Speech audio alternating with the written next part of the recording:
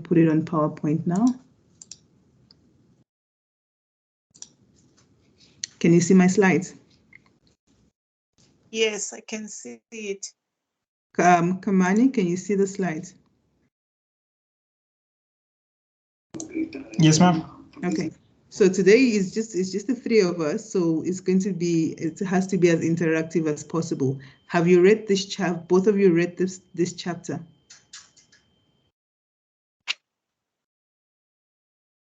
Have you read this chapter? Unfortunately not, because I have a question. I have a quick question before you go ahead, ma'am.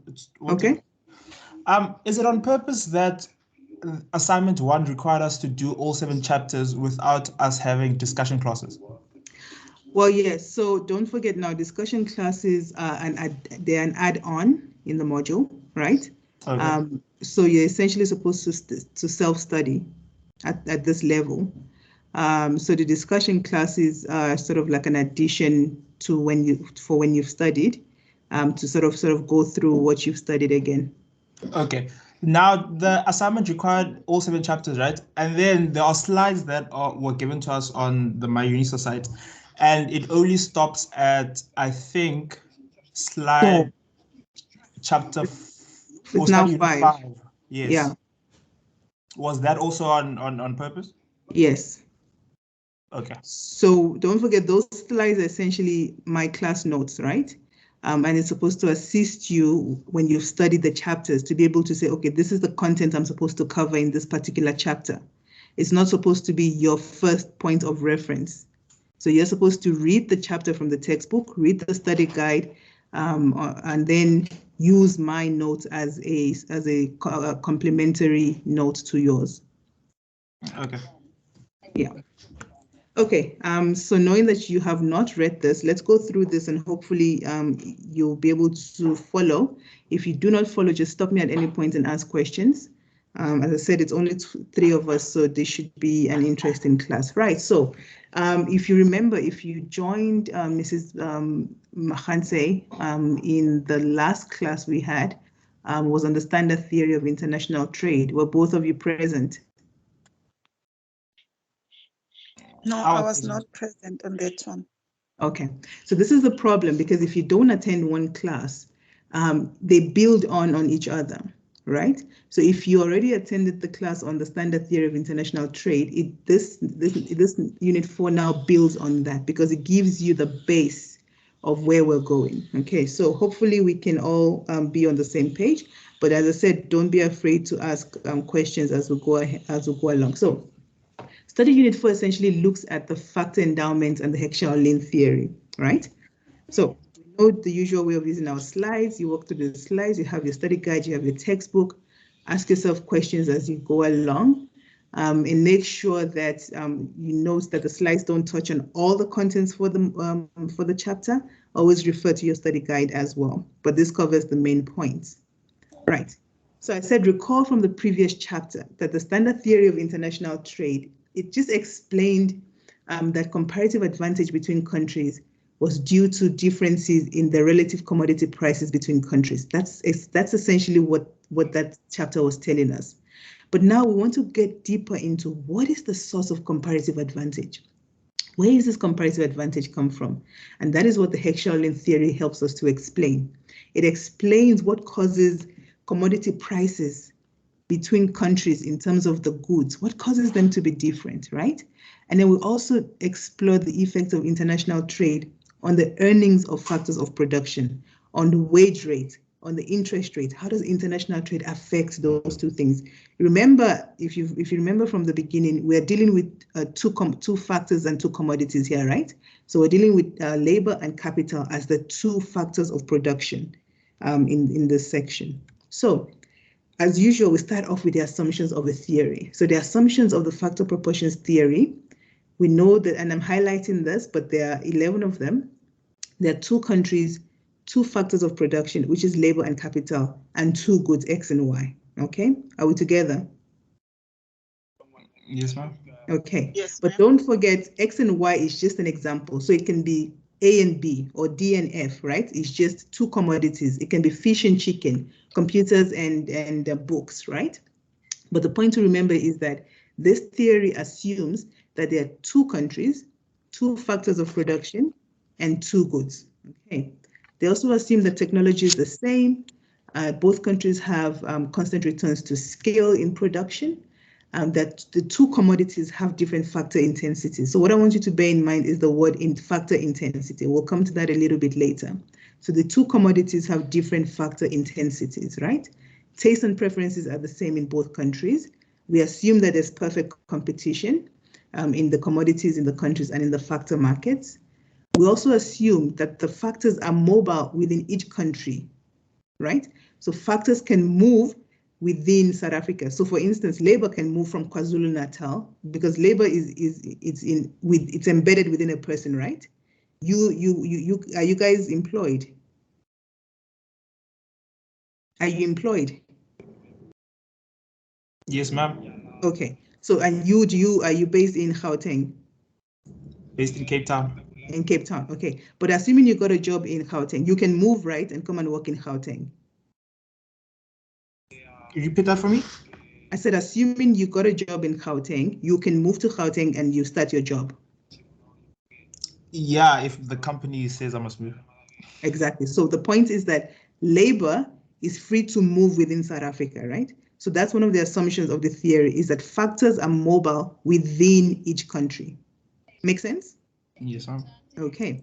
And then it also assumes that there's no transportation cost or barriers to trade. And this is very important because transport costs always add additional costs and they create barriers to trade. But for the purposes of this theory, they assume, okay, we're not considering transport costs, we're not considering any other barriers to trade. And then they assume that there's complete specialization in production on both commodities, right? So, and lastly, all resources are fully employed, and that international trade is balanced between the two nations. Now, this point is going to be very important when we move forward. Hello, Mrs. Hanse, how are you? Thank you, Dr. Musa. I'm good, and you? Good, thank you. Right. So the first thing we looked at was the assumption of the factor proportions theory. So now we're going to try to understand, what is this theory? What is it telling us? And for us to do that, we need to understand a few key terms. The first is factor intensity and factor abundance. Kamani, have you come across these words at any point? I did go through the slides, but not to an extent where I fully understand.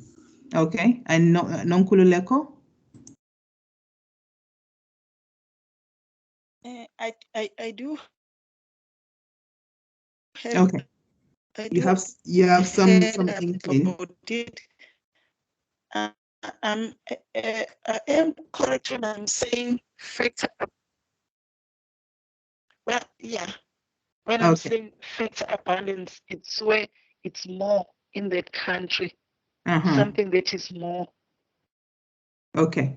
Okay, so let's see what we're talking about. So we're saying that the HO theory is expressed in terms of factor intensity and factor abundance, okay? Now, when you talk about factor intensity, you must remember that you're talking in terms of a commodity, a product, right? We're looking at how much labor and capital went into producing this product. So we're saying this computer is capital intensive, right? Meaning the capital labor ratio that went into producing that computer is quite high, okay? So when you talk about intensity, you're talking about a commodity, a product. When you talk about abundance, you're talking about a country. So you say, for instance, South Africa is abundant in gold, right? Does that make sense? Yes. Okay, so you say South Africa is abundant in gold, Botswana is abundant in diamond, but you can't say Botswana is intensive in diamonds. Are we together? Yes, ma'am. Okay. Nokululeko, are you with me?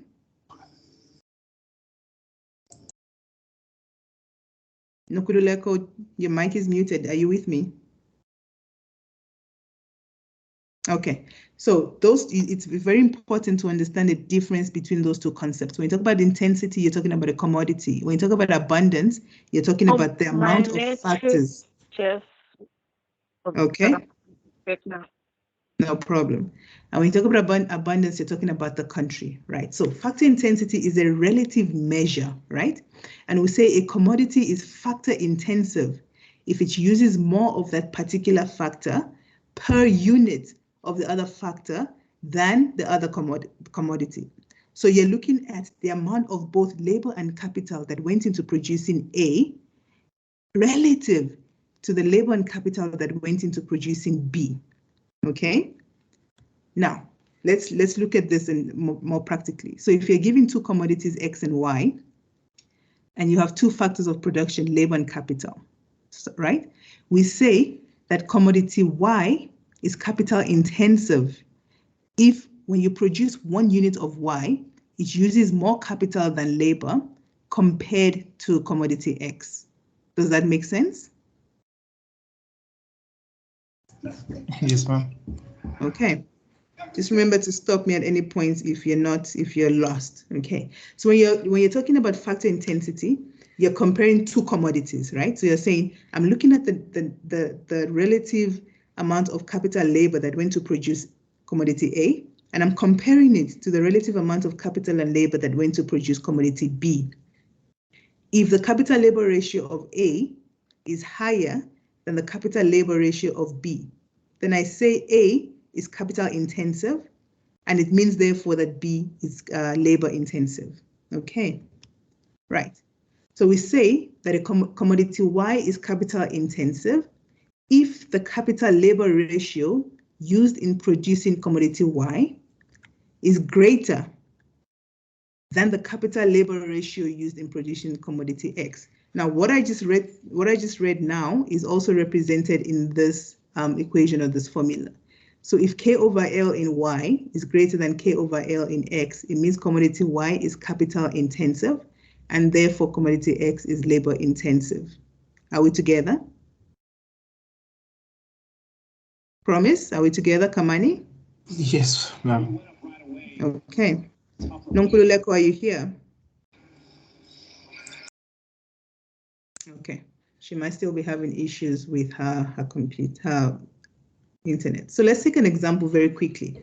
So if one commodity requires 8 units of capital, so 8K, and 4 units of labor, 4L, then the capital labor ratio for that commodity is 2, right? So it's simply K over L. So it's 8 over 4, it's 2.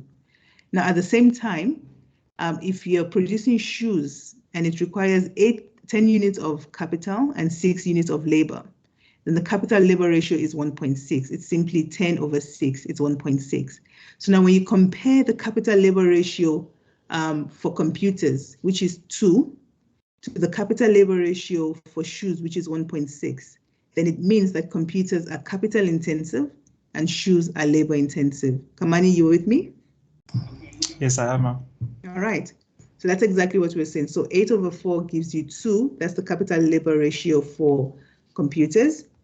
And the capital labor ratio for shoes is 1.6. And so that is higher than this. And so we say computers are capital intensive. And so therefore shoes are labor intensive. Right. So you can read the slide at your own time just for some further understanding. Right. So that was that was factor intensity. We're talking about commodities, how much capital labor went into that commodity compared with the next commodity. Now we look at factor abundance. Now we're talking about countries. How much resources does each country have, right? So we can define abundance in 2 ways. Physical abundance, right? When you say, if the total labor ratio in country 1 is greater than the total labor ratio in country 2, it means that country 1 is a capital abundant country and country 2 is a labor abundant country. Make sense, Kamani? Yes, ma'am. Okay. Can a nation be abundant in both commodities? Yes, definitely. I mean, you've got, for instance, South Africa is abundant in it's not only gold, what else does South Africa have? No, I'm meaning with the example you made, capital and labor abundant. Can a nation be capital and labor abundant? No. Yeah. So you'll definitely have more than the other, right? Okay. Yeah. And why is that so? Sorry? Why is that so? Why can't a nation? What are the, what do you call them? Okay, yeah, why? If you can answer. If you can't, then it's... Well, these are natural resources, right? So these are what you're endowed with. So it is what it is in a way of simpler, there's no other way to put it, right? So, South Africa is quite rich in minerals. They're just rich in minerals. So that's their factor of abundance, right? And you contrast that maybe with Lesotho. Lesotho is quite endowed with textile, because they have quite a good sheep thing going on there. So they're better textiles. They're abundant in textiles maybe than compared to South Africa. It's just your endowments, right? So, and then the second way of looking at physical abundance is in terms of the relative factor prices, right? So if, for instance, let's say South Africa is capital abundant, right? South Africa is blessed with capital. It means that the price of capital in South Africa is going to be cheap, or is it going to be expensive, Kamani? Can you repeat your question for me? So if South Africa is capital abundant, do you expect the price of capital to be high or low in South Africa? Quite low. Okay, why? Because there's a lot to go around. Exactly. So it's, the first thing you learned in economics was scarcity, right? Yes. If you have very few of something, the price will be high. And if you have a lot, the price will be cheaper, right? So if you look at the relative factor prices, so say if nation one, so we say nation one will be capital abundant if the ratio of the rental price, the ratio of the rental price, so that's the R, that's the price of capital, R, to the price of labor, which is W, is less in nation one than in nation two. So what we're saying is if the R over W in nation one is less than the R over W in nation two, then we say nation one is a capital abundant nation. Make sense? Yes. Okay. So we can define abundance in terms of physical abundance, just looking at the total capital total labor ratio and comparing it between the two countries. Or we can do that using the relative factor prices, looking at the interest rates and the wage rates, right? Wherever that relative price is lower, that country is abundant, it's capital abundant, right? So, but we note that we're speaking about not the absolute amount of capital, right? We're looking at the relative. That's why you always have TK over TL or R over W, so relative prices, okay? So I think you can read this in your own time just to understand a little bit more the issue of capital abundance in terms of total abundance, physical abundance, and relative prices, okay? So we had looked at two concepts, factor intensity and factor abundance, right?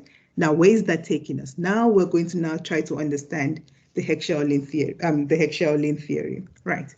So how do we relate factor abundance to the production possibility frontier? Do you remember that from first and second year? Do you remember the PPF? Yeah, yes, ma'am. Yes, ma'am. Okay, so we're trying to bring together the concept of factor intensity and factor abundance and the PPF, right? So now we're starting with factor abundance. What does it tell us about the shape of the PPF? So even before reading anything, if you look at this diagram, can you see my mouse? Yes.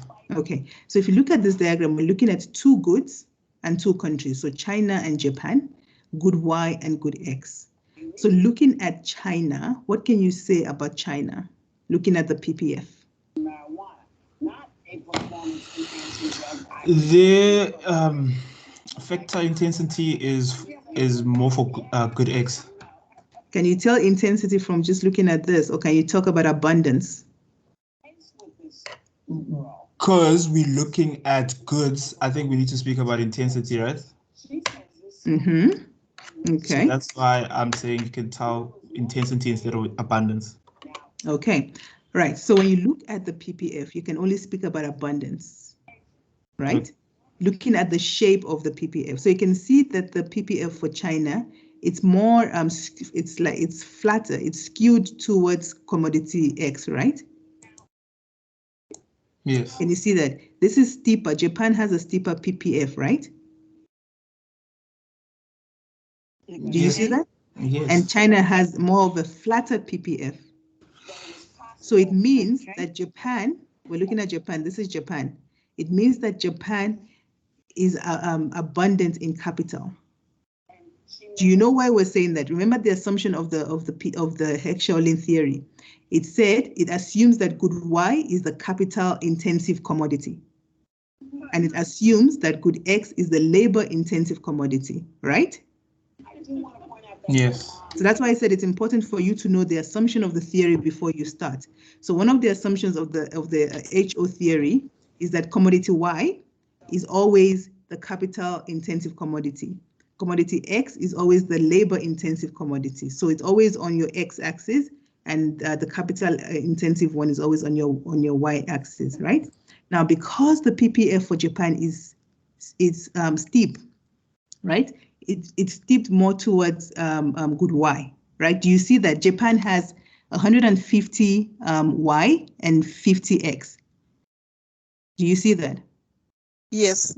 It means therefore Japan has more of the factors to produce good Y than it has to produce good X.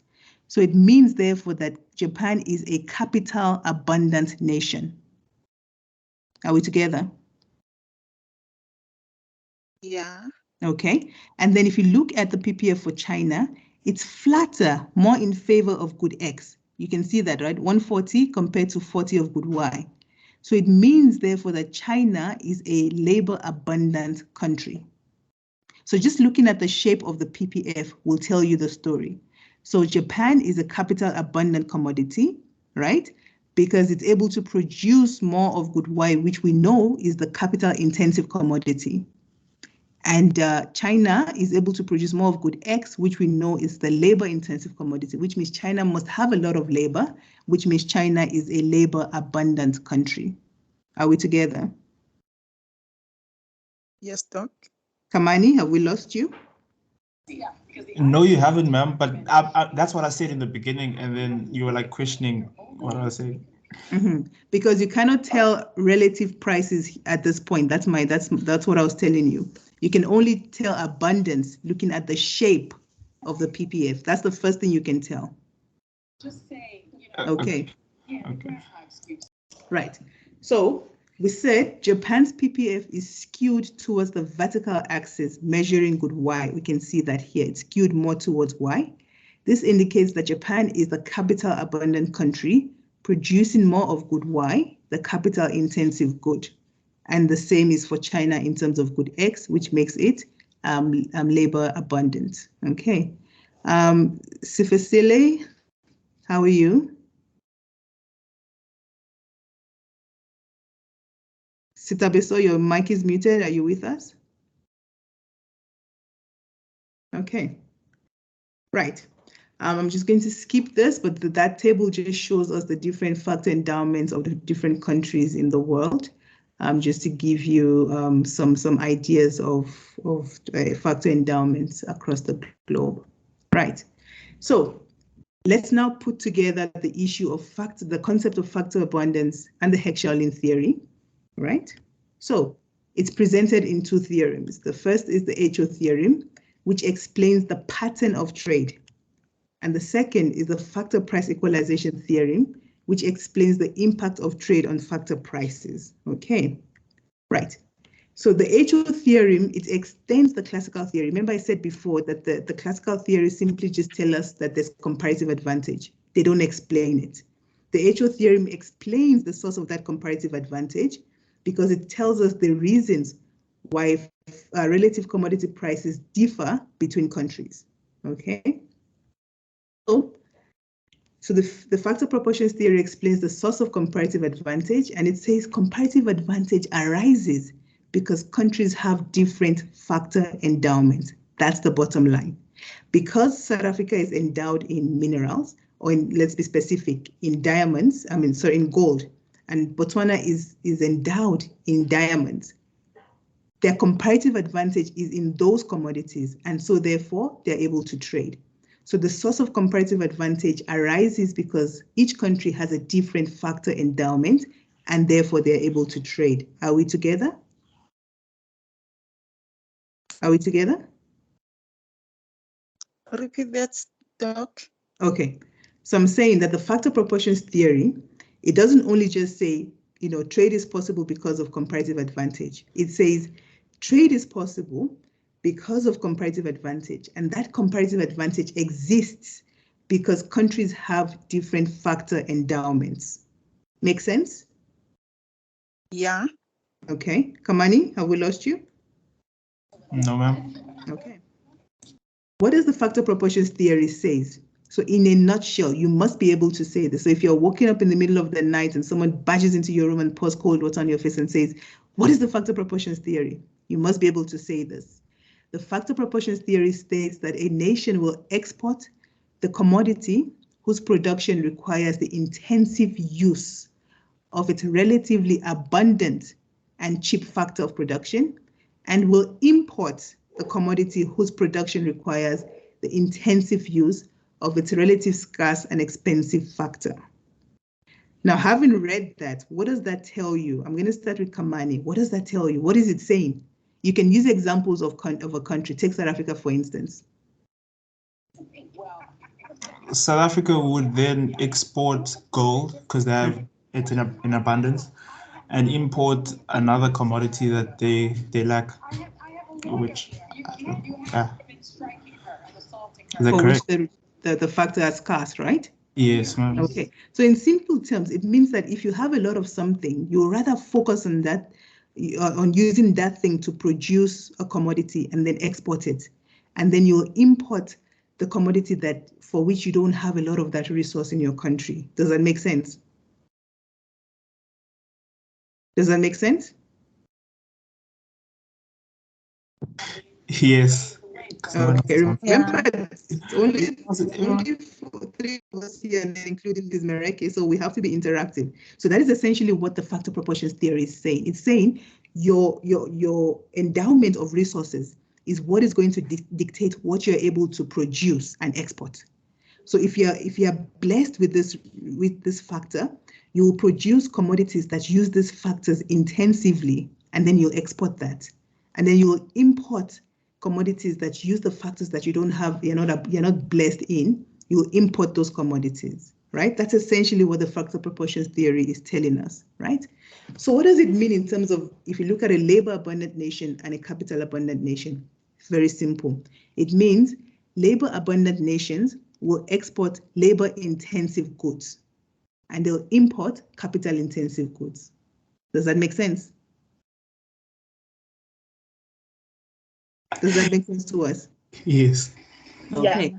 I'm going to be, calling upon you guys just to make sure we're on the same thing. So if you're a labor abundant nation, you'll have comparative advantage in labor intensive commodities and you'll export those. And if you're a capital abundant nation, you have comparative advantage in capital intensive commodities and you'll export those. Okay.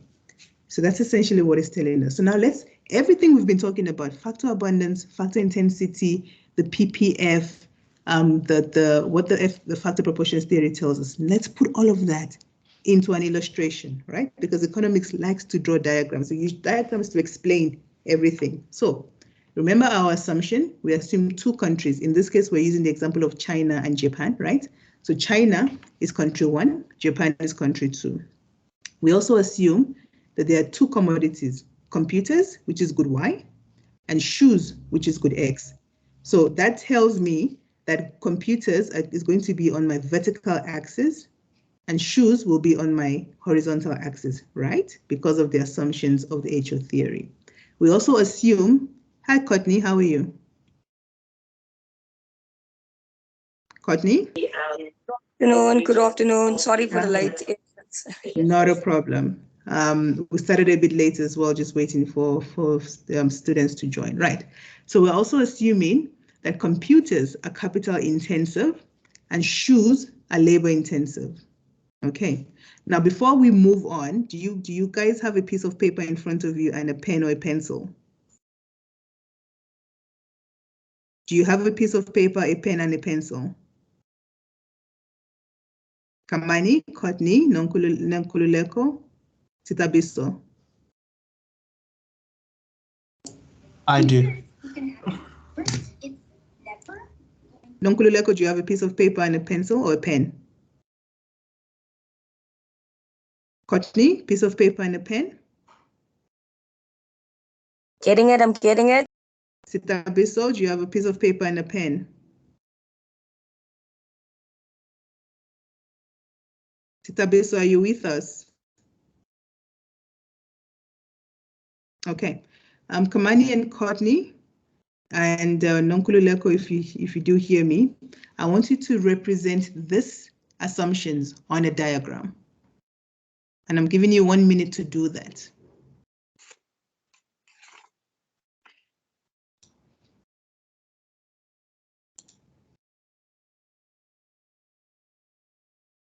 If you've done it, just say yes.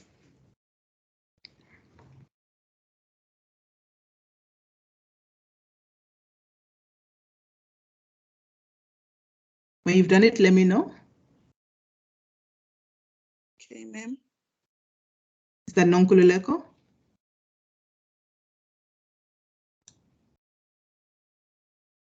When you've done it, please say yes.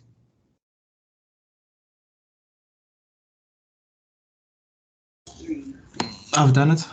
Okay. Courtney? Courtney, have you done that? Was that a yes, Courtney? I'm getting to it. I'm getting to it. Okay. I'm going to give you 1 more minute. Nonkululeko, have you done it? Yes, ma'am. Okay, so we're waiting for Courtney.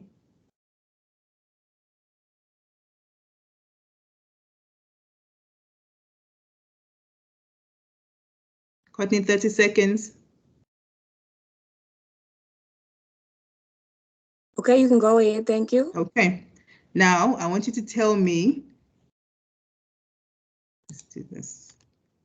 Does your diagram look like this first one here? Just the PPF? Yes or no? Mine looks like that. Okay. Courtney? No, mine doesn't. Okay. Nonkululeko? Nonkululeko, does the diagram look like this? Not exactly, ma. Not exactly. Now, that's why it's important to understand the assumptions of the theory. So we assume 2 countries, China, country 1, and Japan, country 2. We assume that 2 commodities, computers, which is good Y, and shoes, which are good X. Automatically, we know from the assumptions that good Y is always on the vertical axis. So you put computers here. And we know that good X is always on the horizontal axis. So we put shoes here, right? So those assumptions have meaning. And then they said China is labor abundant and Japan is capital abundant. When I look at my PPF, this is the PPF for Japan in orange. It's skewed towards computers, which is capital abundant. So that's correct. And they tell us China is labor abundant. When I look at my PPF, it's skewed towards shoes, which is labor intensive. So it's flatter. So what you're drawing is based on the assumption of the model or the assumptions you're given, right? So it's important to understand where you're coming from. Okay, so now we are in this scenario. We have just essentially represented this that they have given us, and now we need to explain the pattern of trade. How is trade possible, right? So remember, China is labor abundant. It has comparative advantage, therefore, in shoes, because shoes are labor intensive. I know that Japan is capital abundant.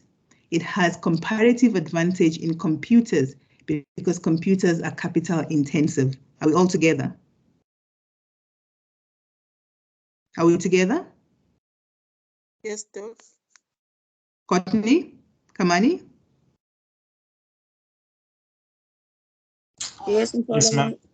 Okay, so now let's look at the no trade situation, right? So we're looking at this particular panel, right? So we assume that both countries use the same technology and they have the same taste, right? So if they have the same taste, it means that they will face the same indifference map. And this is indifference map 1. You can see it touches on China's PPF here, and it touches on Japan's PPF here. So they face the same indifference curve 1. Are we together?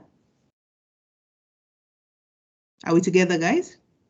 Yes. Okay, that is all we're simply representing here is the assumption of the models. We're not doing any of the model. We're not doing anything. We're just simply representing the assumption of the factor proportion theory. And it says that the countries have the same taste and they use the same technology, so they have this, they face the same indifference map. And now, when they're not trading, indifference curve 1 is the highest possible indifference curve that they can attain, right? Because that is where it's touching their PPFs. Remember, if you remember your first year economics, the indifference curves, right? And we talk about equilibrium. And equilibrium is at the point of tangency between your PPF and the indifference curve. So for China is at equilibrium at point A, and Japan is at equilibrium at point A prime. Are we together? Are we together? Yes. Okay, so we say point A and point A prime are the equilibrium points of production and consumption for both nations when they are not trading. Okay, so this is the no trade scenario, right? Now we're going to move on to the trade scenario. So what happens? Let's start off with China. So we know that China is labor abundant. It has comparative advantage in producing shoes because shoes are labor intensive. Okay, happy so far? Right. So we say China has a comparative advantage in producing shoes, given the skewiness of its PPF more towards shoes. Okay. Now, when China begins to specialize, China says, okay, I'm labor abundant and shoes are labor intensive. I'm going to increase my production of shoes, right? So China was initially at point A. They say now we're going to specialize. And by specializing, it means we produce more shoes. So they're going to move from point A on their PPF to point B. Are we together? Are we together? Yes.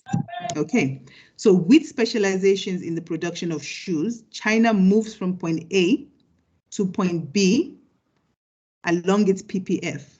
And that move, you can see, because at point A, it was producing this much computers and this much shoes. But because it has specialized, it increased its production of shoes. Now it's producing this much shoes, but it has reduced its production of computers. That makes sense to us, right? Yes. Okay. So China is saying, I'm good at producing shoes. Now, for me to do that, remember, we talked, if you remember first year, second year economics, right? When we talk about scarcity, for you, because resources are scarce, if you want to produce more of something, you have to give up on something else, right? Right, guys? Yeah. Yes. Okay, right. So China says, I'm good at producing shoes because I'm abundant in labor. So I'm going to increase my production of shoes, moving from point A to point B on my PPF. And so it takes me from point A to point B. Now I'm now producing extra shoes. So before we were at point A producing this much shoes, now we're at point B producing this much shoes, right? So China says, I now have extra amount of shoes. What am I going to do? I'm going to export that excess, right? So I'm going to export that extra shoes that I've produced to Japan. So China says, I'm going to export this much of shoes, this amount of shoes, BC prime, to Japan. And in exchange, Japan is going to give me C prime, E prime, and that is going to move me from initial indifference curve 1 to indifference curve 2, which is a higher indifference curve, which is a higher level of satisfaction. Are we together? Are we together? Yes. On the screen because I can't see. Oh, okay. Okay. Can you see now? Yes, I can see. Okay. So that is how China is able to trade, by specializing. And they're able to specialize because they have a comparative advantage in shoes. And their comparative advantage in shoes is because they are labor abundant. So their factor endowment determine what kind of product they're able to produce. And because they're able to specialize, they're able to trade, exchange some of that excess, and then from the other country, they'll import some of that excess. Now, if we look at Japan, right? Japan has a comparative advantage in producing computers. We can tell that because the PPF is steeper, more in favor of computers than shoes, right? So with specialization, Japan says, okay, I'm initially at point A prime. Japan says, I'm very good at producing computers. So I'm going to specialize and increase my production of computers. That's going to move me from point A prime to B prime, right? So at B, I'm producing more computers and less shoes than I was at point A. So Japan says, now at point B, I have this excess computers. I can actually export this. I'm going to export B prime, C prime to China. And in exchange, China will give me C prime, E prime. And that moves me from this initial indifference curve 1 to a higher level of indifference curve 2, right? And so I'm benefiting from trade because I'm at a higher level of consumption. Remember the indifference curve theories that higher indifference curves represent a higher level of satisfaction, correct? So by moving from indifference curve 1, because of trade, by specializing and by trading, we're able to arrive at indifference curve 2, which is higher than 1. And so we gain from trade in that regard. Does that make sense? Yes, it does. Okay. Sitabiso, I want you, for the purpose of this class, to just explain the second panel to us. What is happening?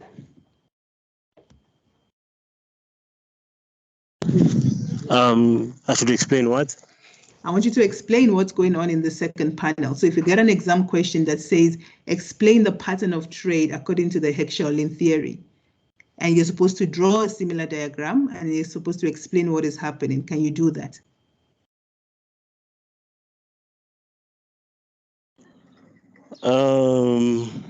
Let me see. Where would you start from? In terms of the second diagram, right? Mm-hmm.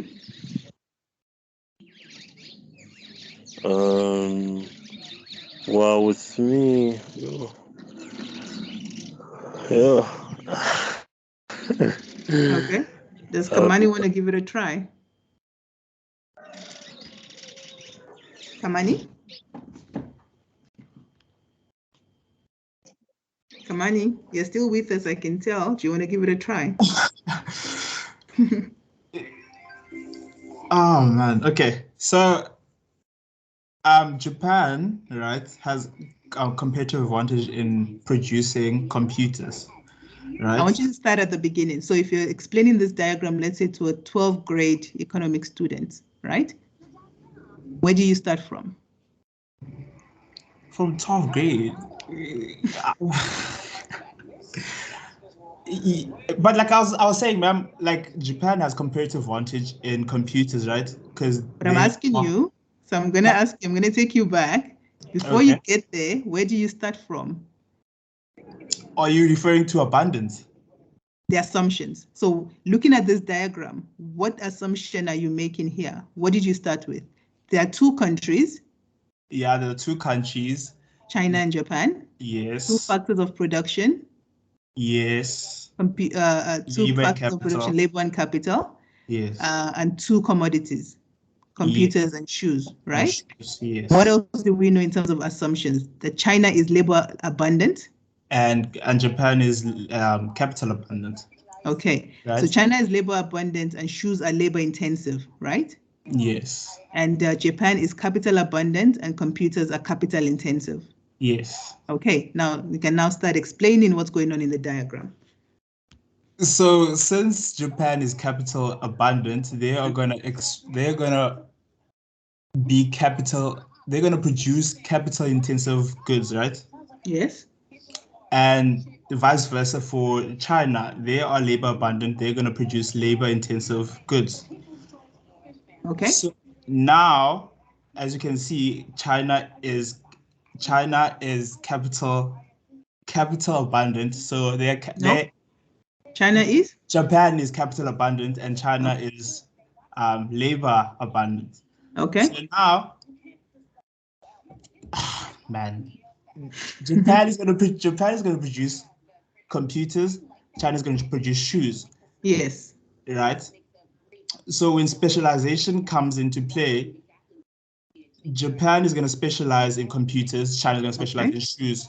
And then gains from that, and then they're going to trade. Gains from trade means now Japan is going to export computers because they have a lot of those.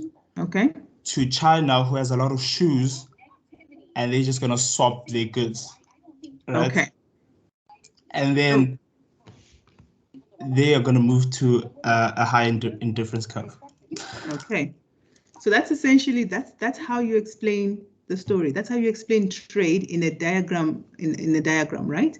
So what you've essentially done is you've explained the factor proportion theory, but you've used the diagram to do so. So you've explained the gains from trade. What are the gains from trade in this case? Because of specialization, we're able to produce more of our commodities of comparative advantage and then export some of that in return for a commodity of comparative disadvantage. And that takes us to a higher level of satisfaction, a higher indifference curve, and that's the gain from trade. Make sense? Courtney, make sense? Yes, it does. Okay. Nonkululeko, does it make sense? Okay, so that is essentially, if you look at figure 5.4 in your textbook, that is essentially the story that's there. Yes, it does, ma. Okay, you must be able to explain the gains from trade and the pattern of trade, right? So when you say pattern of trade, how are they trading? We're moving, China is moving from point A to point B because of specialization, and then they're able to export B, C prime to Japan, and in return they receive C prime, A prime, taking them to a higher indifference curve.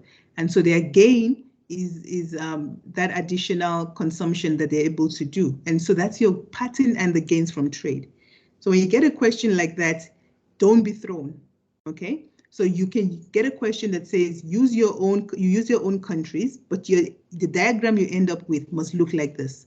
So if you get a question on the factor proportions theory and they say, explain the pattern and the gains from trade, I expect to see this two diagram. I expect to see your explanation of the no trade and the specialization and trade situations. Okay, so that's your factor proportions theory.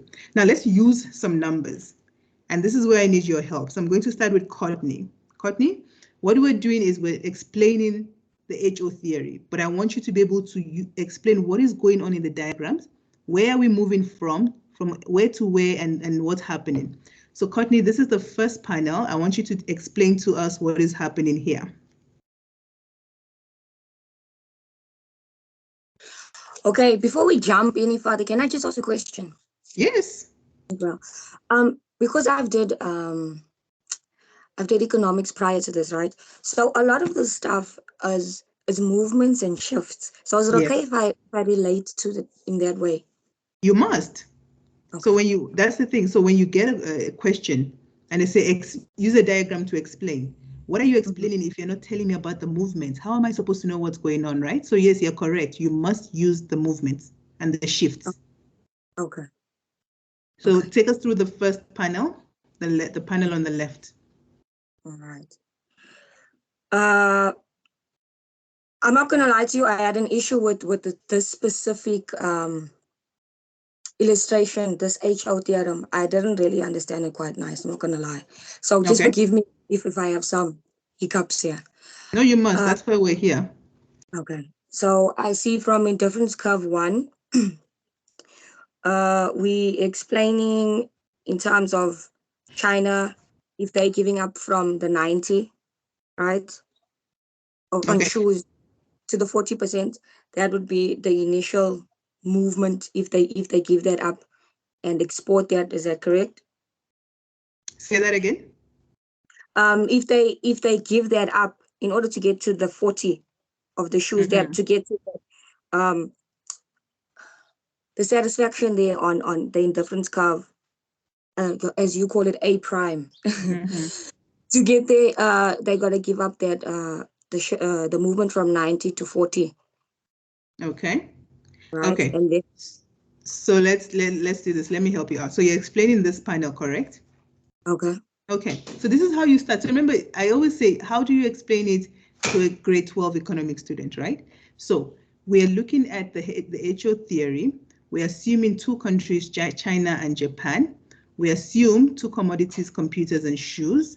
We assume 2 factors of production, labor and capital. We assume shoes are labor intensive and computers are capital intensive. That's where you start from, right? And so we say we have 2 countries. Now China, if we're looking at the no trade situation, so we say without trade, China is at equilibrium at point A, correct? We can all see that, right? Yes. Okay, China is at equilibrium at point A, producing and consuming 90 shoes and 40 computers, correct? Correct. Okay, right. And then we can see without trade, Japan is at equilibrium at point A prime, producing and consuming 100 computers and 40 shoes. And both countries have the same taste, they use the same technology, and so they face the same indifference curve 1. Is the story correct so far? Yes. Okay, Kamani, Yes. is our story correct so far? Kamani? Yes, it is. Okay, now when we go to the trade situation, right? So let's look at China. We say with trade, China will specialize in the production of shoes because it has comparative advantage in shoes, right? And by doing that, it increases its production of shoes, right? From 90 shoes to how much?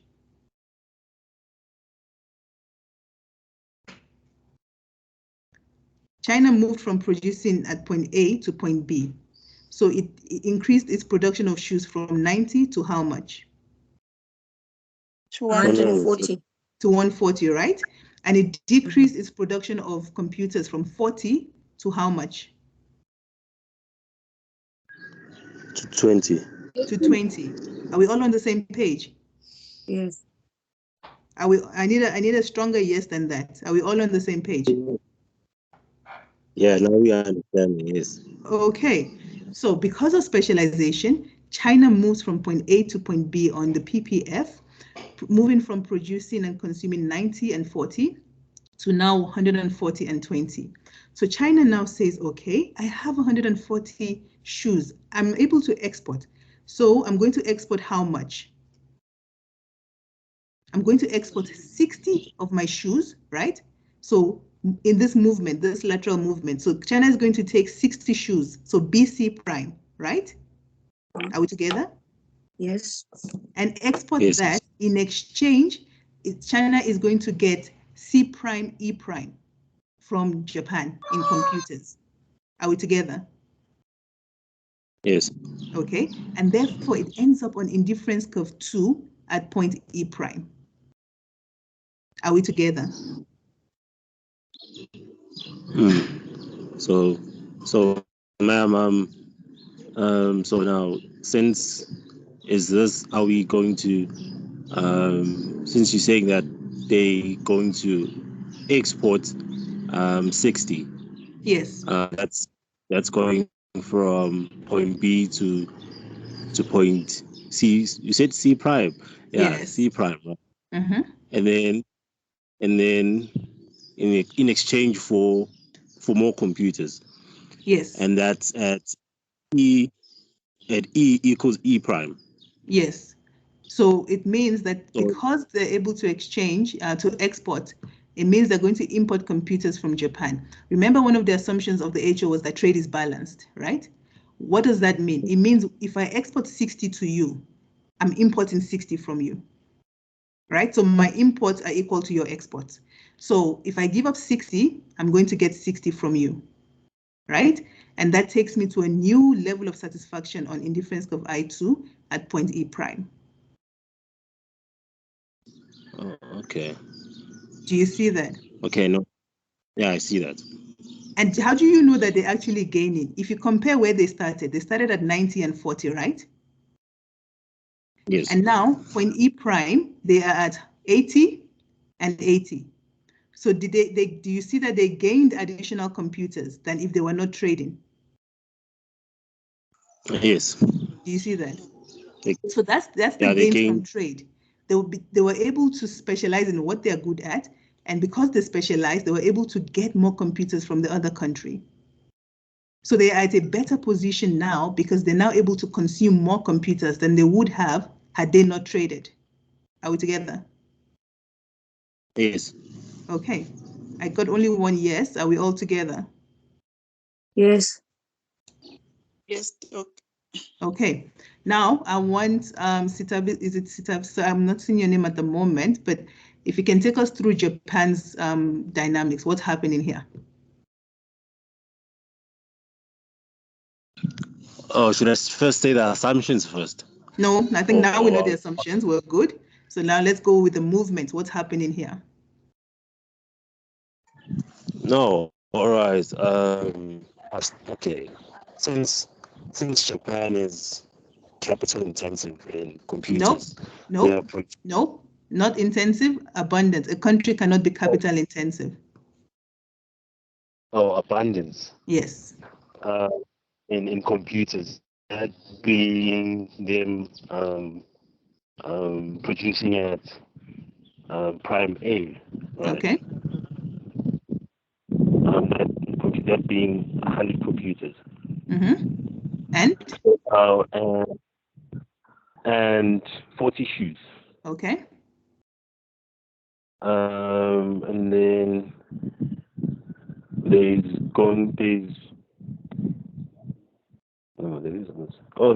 movement from prime A to prime B. How do they move? Why do they move? What's happening there? What's driving that move? Because that's because computers they have a comparative advantage in computers. Okay. But why are they moving? They're specializing in computers, right? Yes. Okay, that's the word. Okay, so because they specialize, they're able to move from A prime to B prime, right? Yes. Okay, and then at B prime, they are now producing how much computers? 140. And how many shoes? And 20 shoes. Okay, so now what are they going to do with that excess computers that they had? Because before they were only producing 100. Because of specialization, they're now producing 140, right? So they have 40 excess. Are we together? Yes. Okay. So they're going to export that in exchange for shoes. How much are they exporting? They're exporting 40. No, remember they were able to produce 40 more because of specialization, but they're able to export more than that. Oh, they're 60. Exactly, because we said trade is balanced, right? So 60, okay? And then in return for 80. For 60, I mean 60, it's balanced, 60. Yes, in return for 60 shoes from China, and that takes them to equilibrium point E on indifference curve 2. Yes. Are we together? So you can see that before, Japan was only consuming 40 shoes, right, at point A before trade. But now, because they're able to trade, they're now consuming 80 shoes. So as a result of that specialization and trading, they've gained 40 shoes in consumption. Do we see that? Yes. Courtney, do you see that? Yes. Kamani? Kamani, do you see that? Yes. Yes, ma'am. It seems that way, but Ukraine said today we will see it when we will. Yes, promise. I remember when I'm lost where Uguchi. I can see what they did produce. Since they specialize, Japan was specializing on computer. They moved from A to B, where they produce 140. I was thinking, which they gonna, since they they produce 40 more. I was thinking they're gonna export that 40. I can't see where you're getting the 60 that they're exporting now, because we said they got 40 more. Yes, so remember, you used to have this amount, right? Because you specialize, you now had additional amounts. So you're saying you don't only have to export from that additional amount. You still had something before you specialized, isn't it? Yeah. Yes. So I'm not only restricted to just that extra that I produced. I have that extra plus what I used to produce before I specialized. So I can choose to say 60, or I can choose 40, or I can choose 30. The point is, whatever I choose to export is going to be whatever these guys are also importing from me. So this is just an illustration. Okay. So you're not only restricted. So South Africa doesn't say, before we were trading with Lesotho, we were producing 3,000 tons of gold. Now, when we specialize, we're producing 4,000, but we'll only export 1,000. No, we have now 6,000 tons of gold in total. So what you have extra plus what you had before. So you can decide to export any amount in that from that total amount. Does that make sense? Okay. Okay, so this is just an illustration where it's 60, 60, but you can be 40, 40, 30, 30, 100, and 100. It doesn't matter. But the concept must remain the same. Are you okay now? Promise? Yes. Okay. Doc.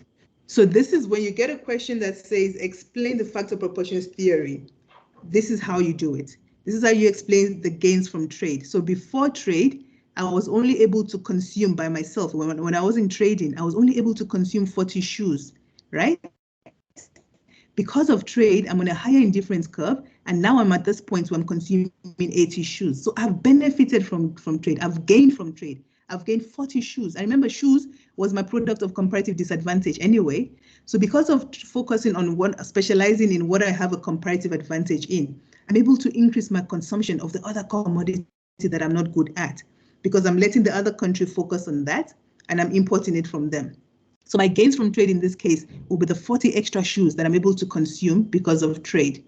And the same thing will go for China when you look at how the numbers pan out.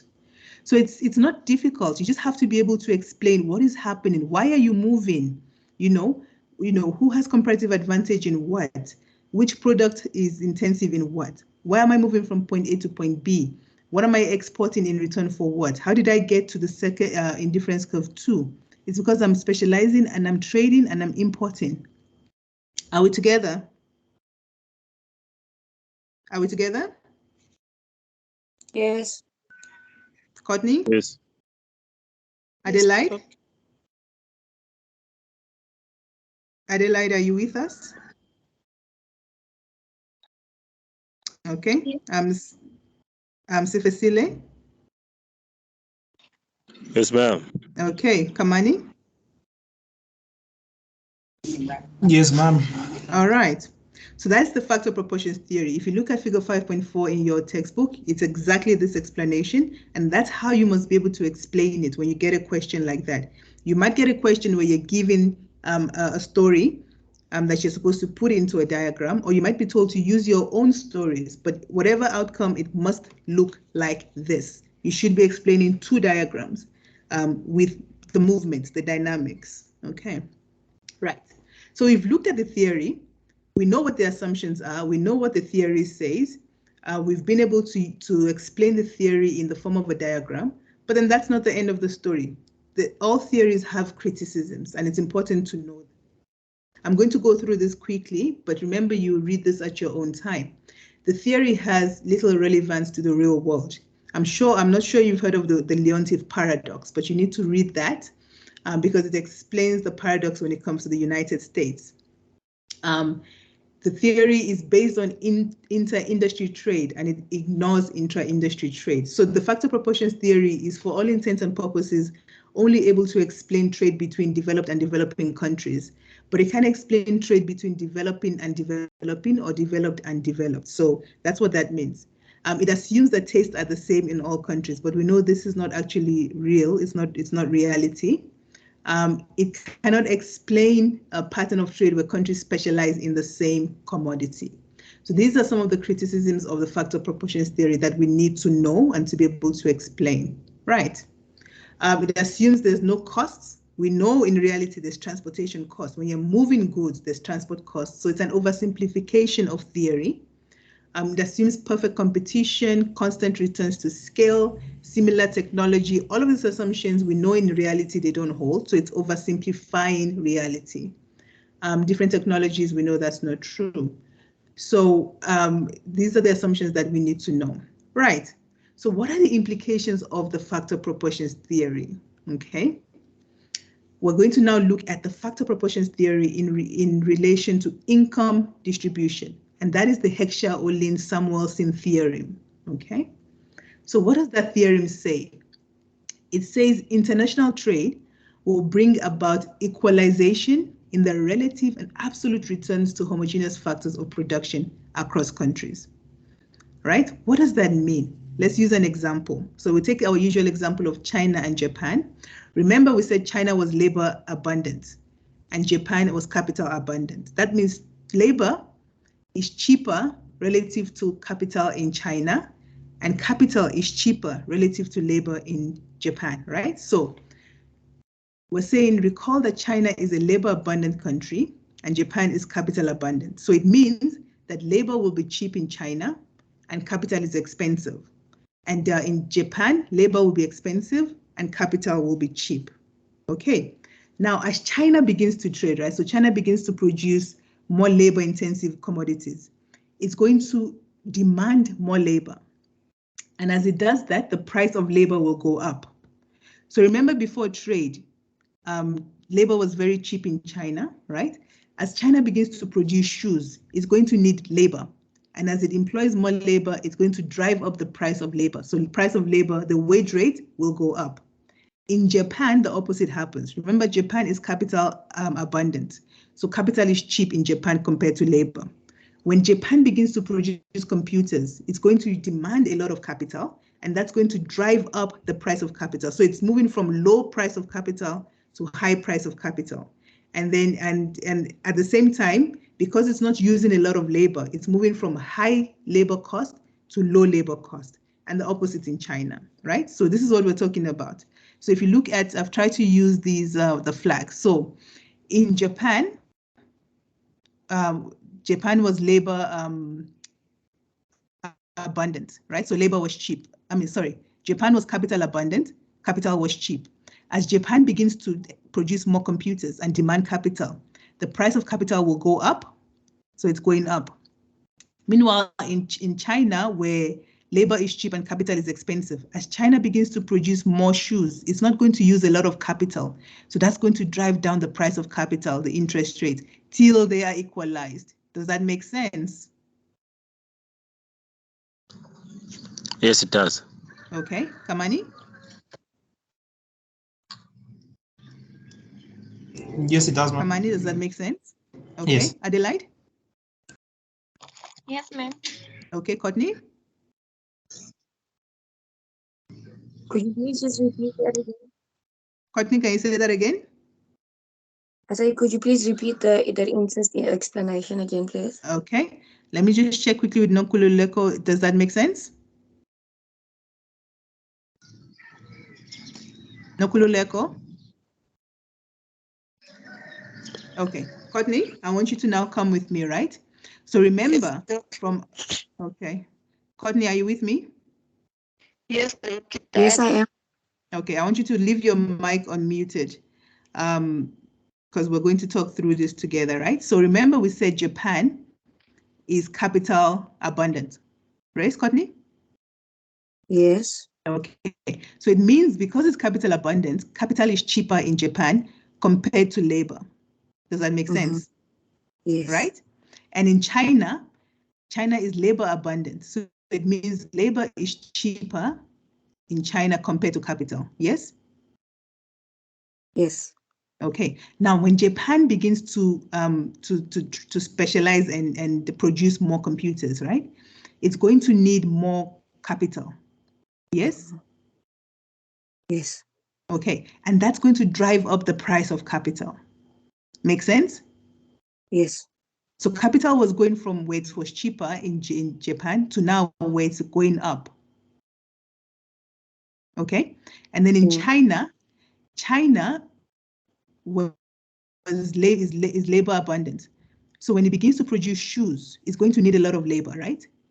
Yes. So the price of labor will go up in China, but the price of capital is going to fall because it's not using as much capital anymore. Okay. Right? So now where capital used to be expensive in China because it was scarce, Now, because they're not even using as much capital, the price is going to fall. So you will have an equalization where price of capital is going up in Japan and it's coming down in China till they become equal. Mm-hmm. And the same thing happens with the wage rate, right? So remember, in Japan, wage was expensive, labor was expensive, so the wage rate was high, right? Mm-hmm. And in China, wage rate was cheap because labor was abundant, right? So when China begins to produce shoes, it's going to demand a lot of labor. So the wage rate will go up in China. And then in Japan, where it used to be expensive, now it's not even using as much labor, so the wage rate will go down. So they'll meet, they'll go up and go down till they equalize. So the wage rate will be the same in China as it is in Japan, and the interest rate will be the same in China as it is in Japan. Make sense? Yes, it does. Thank you so much. That is the Heckscher-Ohlin-Samuelson theory. That's what it's saying. It's saying international trade will bring about equalization in the relative and absolute returns to homogeneous factors of production across countries. That's exactly what it's saying. Are we all on the same page? Yes. Okay. What are the further implications of the factor proportions theory? So we looked at the factor proportions theory. We looked at the Heckscher-Ohlin-Samuelson theorem, but there are further implications of that. You have the Stolper-Samuelson theory. Okay. So what is the Stolper-Samuelson theory? What does it do? It explains the effect of trade, international trade, on the differences in factor prices and the income within each country. Okay, so I'm only going to use the example of China to be able to understand the Stolper-Samuelson theory. So remember, we said China is labor abundant, okay? And so it means that from the last slide, we saw that in China, the wage rate will rise and the interest rate will fall, right? So it means in China, the real income of labor will rise and the real income of owners of capital will fall.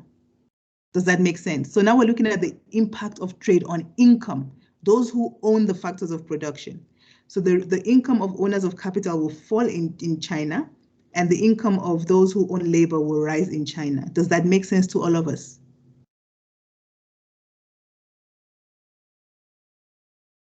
Does that make sense?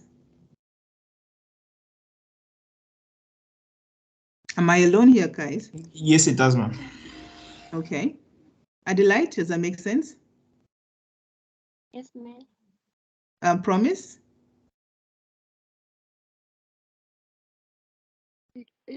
Can you repeat that, ma'am? Okay. So now we're looking at the impact of trade. Can you repeat that again?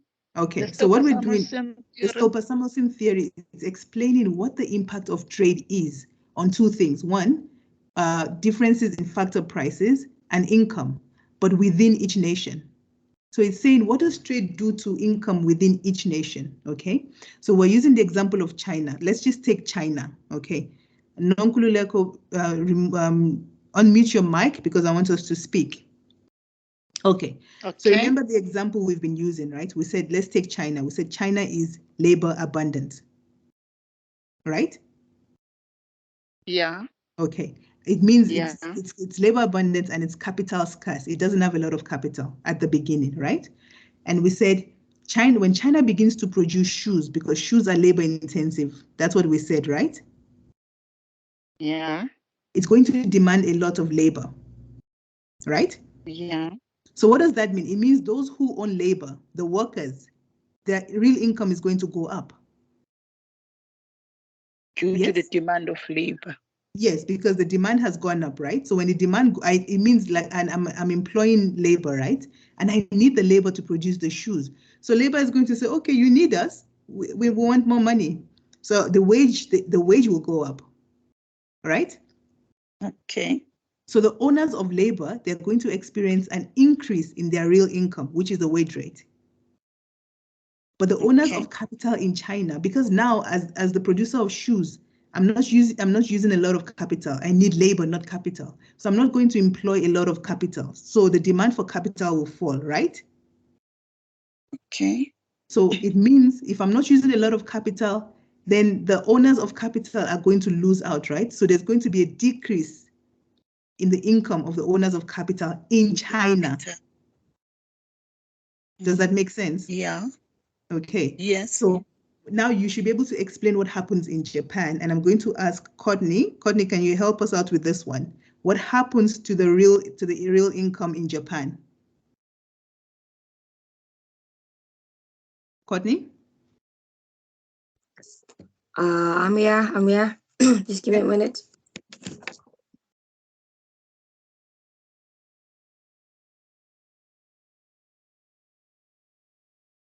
Should we allow Sifisile to assist us? Please. Okay, Sifisile? From my understanding, real income is going to drop because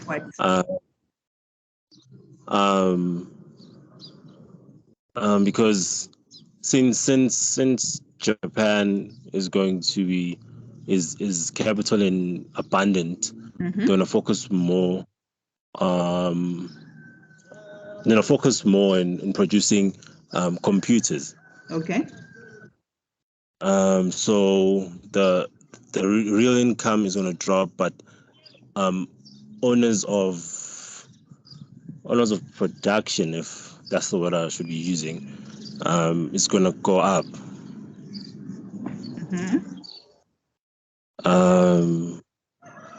Yeah, I don't know if there's more that I should add, but with my understanding, that's what I understand. Okay, let's have Adelaide assist us. Adelaide? Yes, ma'am. Okay, can you explain what happens to the real incomes of factors in Japan when they begin to trade? Okay, ma'am. So since Japan, we're talking about Japan, right? Yes. Since Japan has capital abundance since from it's capital abundant country, so it specializes on capital. So on capital intensive commodities, not on capital. Yes, capital intensive commodities. So as they produce computers, the demand for computers will increase. Okay. So therefore the income for owners of capital will increase. Okay. So as the income of capital increases, the income of labor will decrease because there's no demand in it. Okay, there we go. That's exactly what happens. So the Stolper-Samuelson theorem explains what happens to the income that's earned by the factors in each of the countries. Are we all together now? Kamani? I'm still here. Okay, Promise? Yes, ma'am. Courtney? Thank you, that makes a lot more sense. Okay, Sifisile? Yes, ma'am. All right. So those we've gone through a few theories now. We went through the Heck-Shaolin, the factor proportions, the factor price, the Heck-Shaolin-Samuelson, and now the Stolper-Samuelson theorem. So you should know what these theories are individually talking about, right? So that's very key. And then obviously then we have the specific factors model. I'm going to leave you to read this at your own time. So these are sort of like complementary theories to the HO theory. So they hold if the HO holds, okay? Right, so I want us to do a few quick questions, and I'm going to give you only 1.5 minutes to do this. Get your paper and your pens, and I want you to answer these questions. As soon as you've done it, the first person to finish, please say yes, okay? So you just write true or false. Just write your answers down, and then I'll move on. Okay. The second question, true or false, just write your answer down.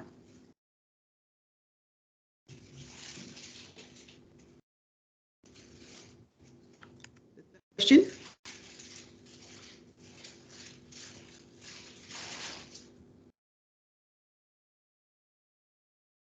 And the fourth question. Okay. If you have all your answers down, just say yes.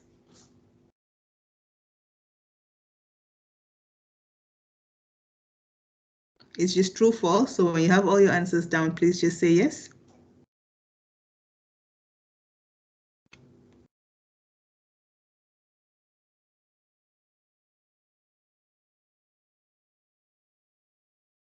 Anybody have their answers written?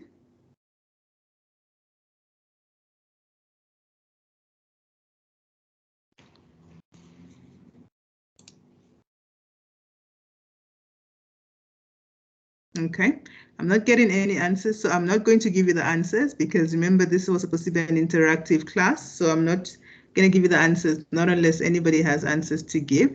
So I'll leave that to you at your own time. Right, also just going to leave this to you at your own time. And then the alternative theories of trade. Now, this is a lot of reading. You simply have to read it, but the theories you need to pay attention to when you read intra-industry trade, which is trade in homogeneous products. It's a two-way trade in differentiated products. So for instance, cars, you have South Africa produces cars, but they also import, for example, Mercedes from Germany. So that's intra-industry, trade within the same industry. And a large proportion of international trade is actually in differentiated products like that. Then you have your technological gap model. So you need to pay attention to that. And then you have your product cycle model. Also, you need to read that and pay attention to that. And then you have your sector-specific factors model that you also need to read. So it's a lot of reading, but it's very straightforward as long as you read it. Okay. Kamani, are you with me? Yes, ma'am. Promise? Yes. Courtney? Sitabiso? Yes, ma'am. Okay, and Adelaide, right. So here is an example of an exam question. And what I want you to do is to answer this question. I'm going to give us 3 minutes. It's 4 minutes past 4. At 7 minutes past, I'm going to stop us. And I want to know what you have drawn. So please answer this question. That is an exam question. Yeah, you can start now.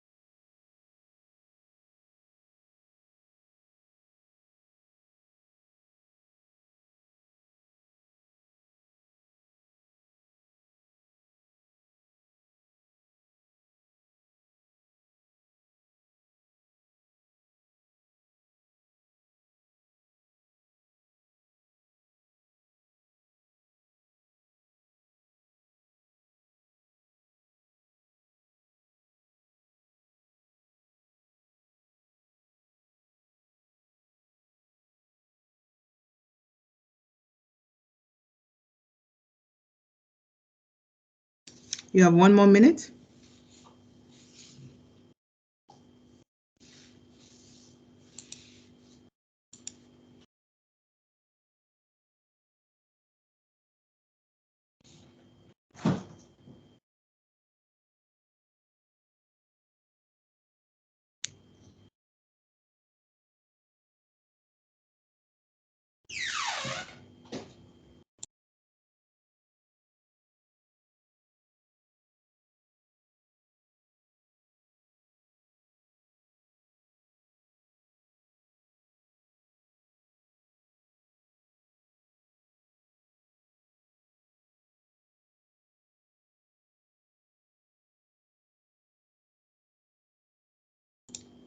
Okay, Kamani, are you using your laptop or your phone?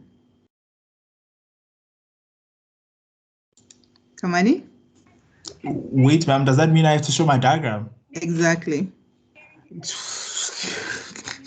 So I'm going to. Can we pause me? No, we cannot pass you. Did you not draw anything? I did, but okay. Let's see what you drew. Can you listen, ma'am? I think the question didn't give us much information as to like how much, like they didn't give us any numbers. So my diagram doesn't have any numbers and it doesn't kind of like go into specialization and trade. Okay, so you're just playing the world's smallest violin there, but I want to see what you drew. So I'm going to unshare my slides. Do you know how to share on Teams? I would say no. Okay. Yeah, okay, so it might be difficult. Does anybody want to share? Okay. I'm going to show you what it's meant to look like versus, and then you tell me if you were close or not, okay? So just give me 1 second here.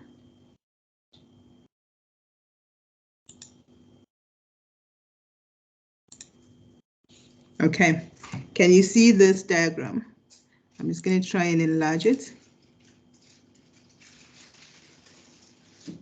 Do you see this?